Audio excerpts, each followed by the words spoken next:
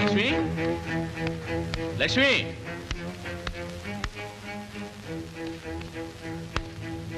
రా బావా, రా రా రా రా రా కూర్చో. నేను కూర్చోవడానికి రాలేదయ్యా, నా కూతురు విషయం తేల్చుకుపోవడానికి వచ్చాను. తెలుసుకుందాం, కానీ ఇదేం పబ్లిక్ మీటింగ్ గా నిలబడే మాట్లాడడానికి. కూర్చో బావా. నీతో నాకేంటే పని, నా చెల్లితోనే మాట్లాడతాను. లక్ష్మి, లక్ష్మి. రానయ్యా రా. వదిన పిల్లలు కులాసాయేనా? లక్ష్మి, నీ అన్నయ్య కూర్చోమని చెప్పు. నేను కూర్చోవడానికి రాలేదయ్యా. అన్నయ్య, ఊళ్ళో వ్యవసాయం పంటలు ఎలా ఉన్నాయి? నా కూతురి జీవితం లాగే ఎండిపోయి ఉన్నాయి. మా పార్వతి, నువ్వు కాపురానికి వచ్చినప్పుడు తెచ్చిన చెంబు, తపేళ, నగ, నట్ర అవన్నీ మూటగొట్టి వీళ్ళ ముఖాన్ని కొట్టు, ఇక్కడే ఉండని. అవి మనం వీళ్ళకి ఇచ్చిన దానంగా ఇక్కడే పడి ఉంటాయి. నువ్వు బయలుదేరు. పార్వతి, మీ నాన్నను కూర్చోమని చెప్పమ్మా. నేను కూర్చోడానికి రాలేదయ్యా. చూడు, నా కూతురికి నా ఇంట్లో చోటు లేకో, కూటికి గతి లేకో నీ ఇంటికి పంపలేదయ్యా. నువ్వు పిల్లనడటానికి వచ్చినప్పుడు ఏమన్నావు? ఏమన్నావు? మాట్లాడేమయ్యా? అదే, నీ కూతురు కన్నీరు పెట్టకుండా నా కొడుకు చేత కాపురం చేయించే బాధ్యత నాది అన్నాను. అన్నావుగా. అన్నాను. ఇప్పుడు నా కూతురు పెట్టే కన్నీటికి ఇల్లు వాకిలి మునిగిపోతుంటే నువ్వు నిమ్మకు నీరెత్తినట్టు కూర్చుంటే ఎలాగయ్యా? ఇంకా మనవడు పుడతాడు, మనవరాలు పుడుతుందని బొమ్మలు గిలకాయలు కొందామని నేను అనుకుంటుంటే నన్నే బొమ్మను చేసి ఆడిస్తున్నారే. నీకు కావాల్సింది బొమ్మలో గెలకాయలే కదా, నే కొనిస్తాను. కూర్చో బావా.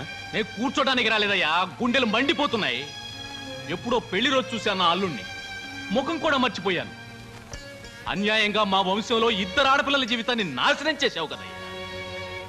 నా కొడుకు వల్ల నీ కూతురు జీవితం నాశనం అయిందను ఒప్పుకుంటాను. రెండో పిల్లెవరు? నా చెల్లెలు లక్ష్మి. 30 సంవత్సరాల క్రితం నువ్వు దాని జీవితాన్ని నాశనం చేయటం ఆరంభించావు, ఇంకా నాశనం చేస్తూనే ఉన్నావు. ఇప్పుడు వేయవయ్యా స్టూలు, కూర్చుంటాను. పార్వతి, ఈ స్టూల్ లోపల పెట్టు. నేను ఇప్పుడు బయటికి వెళ్తున్నాను. నేను తిరిగి వచ్చేదాకా నువ్వు కూర్చోకూడదు, నిలబడే ఉండాలి. 1 2 3 4 5 6 7 8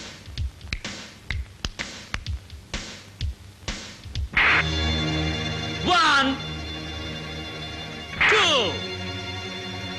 3 4 5 6 7 8.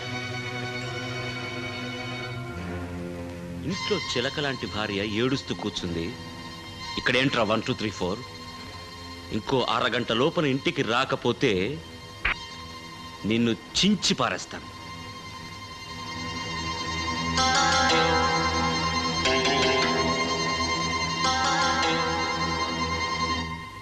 ఈ ఇంటికి వెంకటయ్య అనే ఓ కుర్రాడు వచ్చాడు. ఉన్నాడా?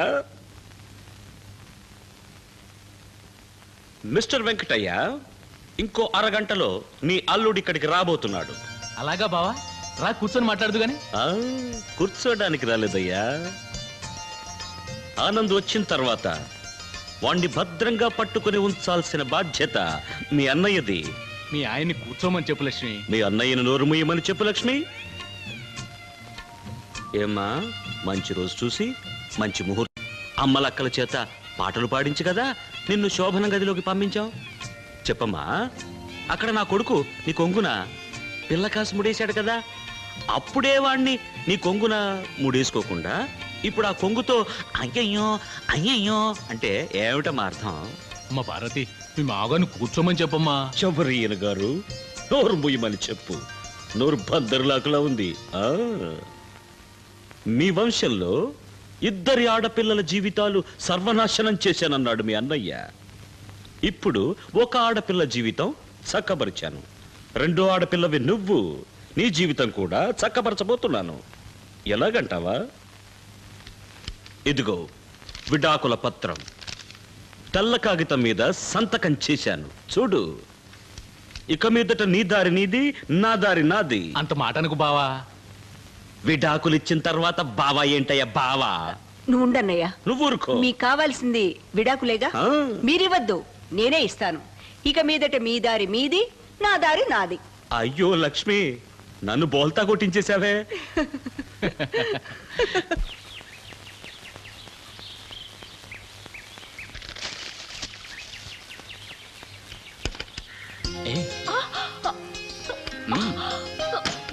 ఏమిటండి ఇది?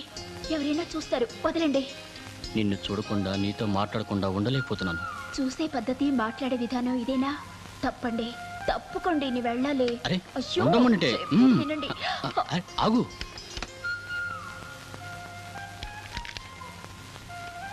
ఏమిటి, ఏమైంది? మా అక్క, ఆ? మా అక్కండి.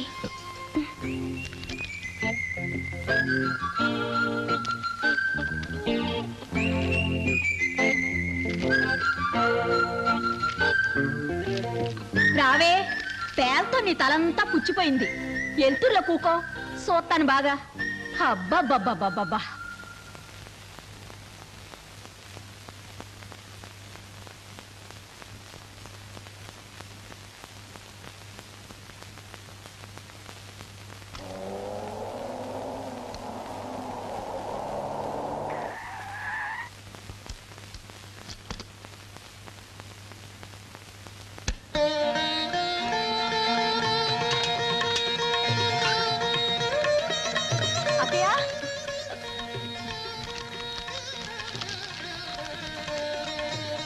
సులోచన, మీ అన్నయ్య వచ్చారు.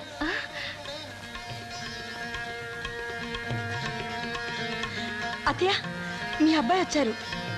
రానయ్యా, అక్కడే నిలబడ్డావే.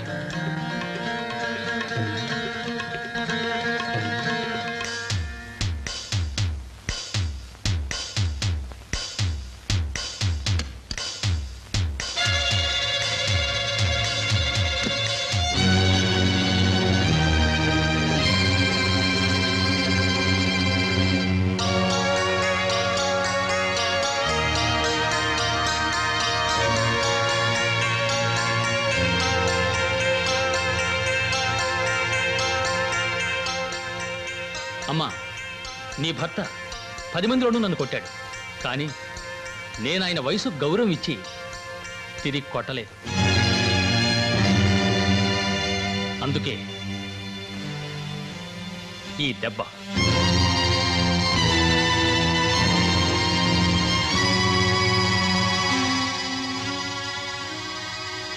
ఇక మీదట నేను మిరాండా ఇంట్లోనే ఉంటాను, ఎక్కడికి రాను.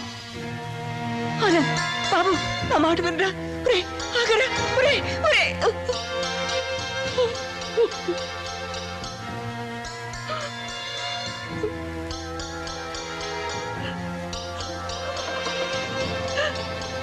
పార్వతి,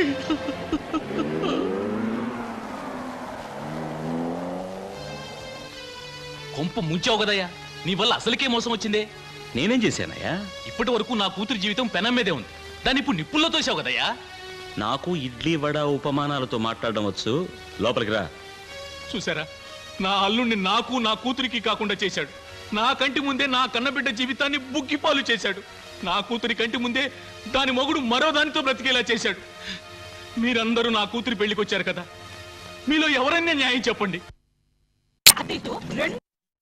2 లక్షల రూపాయల ఇల్లు ఖాళీ చేయనని భీష్మించి కోర్టుకెక్కిన ఈ దగుల్బాజీ దగ్గర న్యాయం ఎలా జరుగుతుందయ్యా? అమ్మా అఖిలాండ నాయకి జగదాంబ, ఇది నా ఇంటి గొడవ. కానీ అది జరిగేది నా ఇంట్లో. ఈ అమాయకుడు న్యాయం అడిగేది నా కాలనీలో. అన్నయ్య, దయచేసి లోపలికి రా. ఏ బయట మాట్లాడితే ఏ? నువ్వు నీ మొగుడు కలిసి అభం శుభం తెలియని పిల్లకి అర్ధనగ్నంగా వేషం కట్టించి రికార్డు డాన్స్ ఆడించారే, రికార్డు డాన్స్. ఆ బాగోతాలన్నీ బయట పడిపోతాయని భయమా? చెప్పండి అయ్యా, మీరందరూ చూశారుగా. పాపం ఈ అమాయకుడికి చెప్పండి అయ్యా.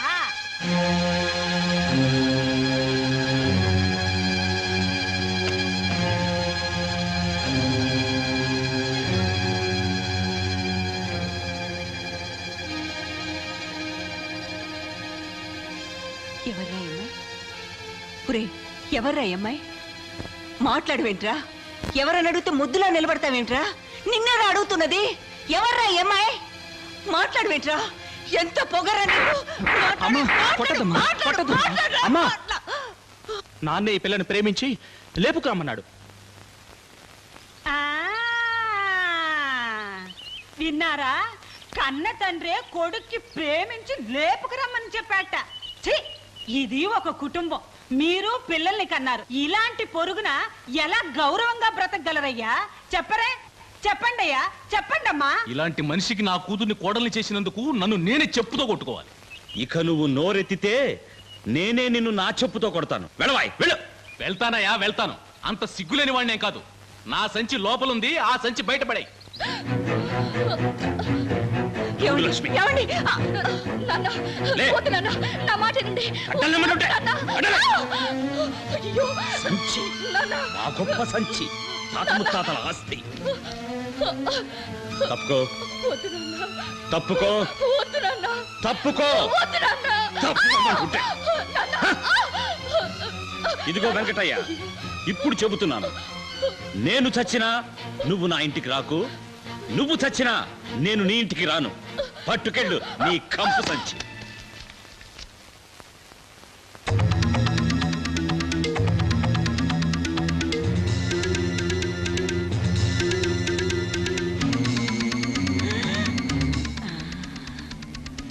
అయ్యో అయ్యో అయ్యో, చూసారా ఈ మనిషి వంకర బుద్ధి? కూతుర్ని కూడా ఆ దుబాయ్ కుర్రాడి మీదకి ఉసిగొలిపాడు.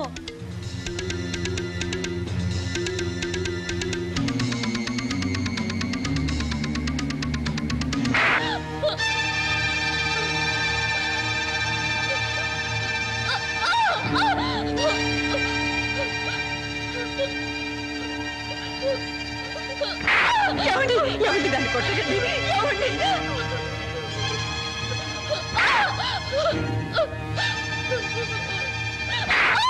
అయ్యో, ఏమండి? నా మాట వింటారు. ఏమి చెల్లండి? అమ్మా!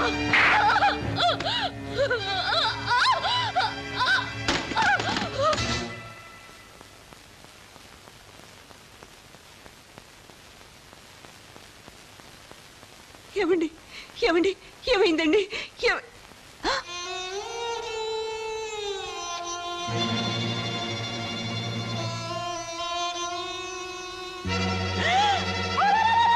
ఇక్కడ రండి, ఇక్కడ రండి. ఇది చూడండి. కొడుక్కి లేపుకు రమ్మని మాత్రమే చెప్పాడు, కానీ కూతురికి ఇక్కడ కార్యమే జరిపించేస్తున్నాడే. ఏమండి? ఆగండి. ఏమ్మా, కన్న బిడ్డలు చేసిన పనులతో ఒక పక్క మా కడుపులు మండిపోతూ ఉంటే మరో పక్క ఇల్లు ఖాళీ చేయలేదన్న ఒకే ఒక కారణంతో మా నెత్తిన పెట్రోల్ పోసి అంటిస్తున్నారే. మీకు ఇదేమన్నా న్యాయంగా ఉందా? నువ్వేడోకు లక్ష్మి, నువ్వేడోకు. ఇప్పుడు చెప్తున్నాను, ఇవాటి నుంచి 3 నెలల్లో 90 రోజుల్లో నేను నీ ఇల్లు ఖాళీ చేస్తాను. నమ్మొచ్చా? ఈ సుబ్బయ్యది ఒకే నాలుక, ఒకే మాట. ఖాళీ చేస్తాను, కానీ ఖాళీ చేసి నీలాంటి మరో రాక్షసి ఓనర్ చేతిలో మాత్రం ఇరుక్కోను. నేనే ఒక సొంత ఇల్లు కట్టుకుంటాను. మొట్టమొదటి గృహప్రవేశ శుభలేఖ నీకే. అంతవరకు నా గురించి కానీ నా కుటుంబం గురించి కానీ మరొక్క మాట నువ్వు మాట్లాడావో, మాట్లాడిన 10వ రోజున నీ మొగుడు నీకు పెండం పెడతాడు. అర్థమైందా? రాలక్ష్మి.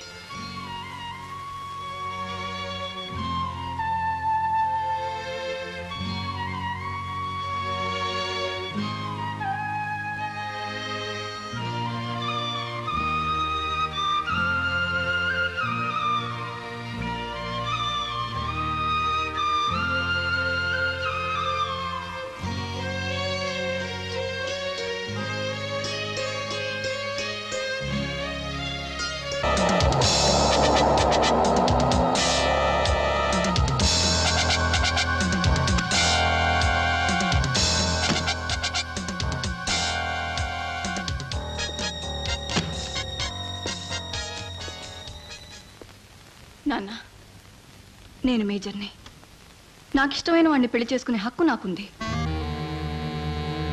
నేను మీ అమ్మాయిని పెళ్లి చేసుకుంటాను, కానీ నాకు ఉద్యోగం వస్తేనే పెళ్లి. జరిగిందేదో జరిగింది. మా మీద కోపంతో ఇంతకాలం వాడికి ఉద్యోగం దొరకకుండా చేశారు. దయచేసి ఇప్పుడైనా వాడికి ఉద్యోగం ఇప్పించండి. మా కుటుంబం మీకెంతో రుణపడి ఉంటుంది.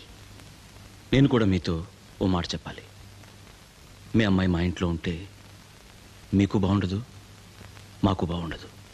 అందువల్ల ఆమెను మీ ఇంటికి తీసుకెళ్ళండి.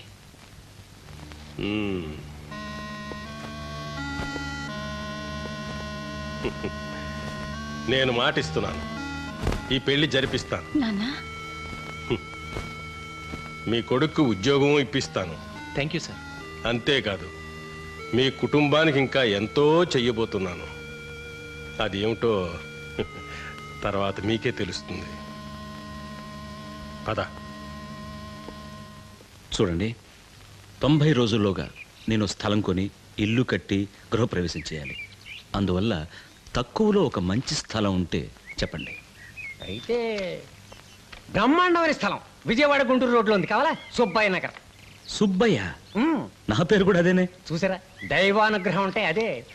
అక్కడ దొంగల భయం ఏమి ఉండదు. ఎంచేతంటే అక్కడ మీ కుటుంబం తప్ప మరి ఎవ్వరు ఉండరు. అక్కడ 3,000 అంతే.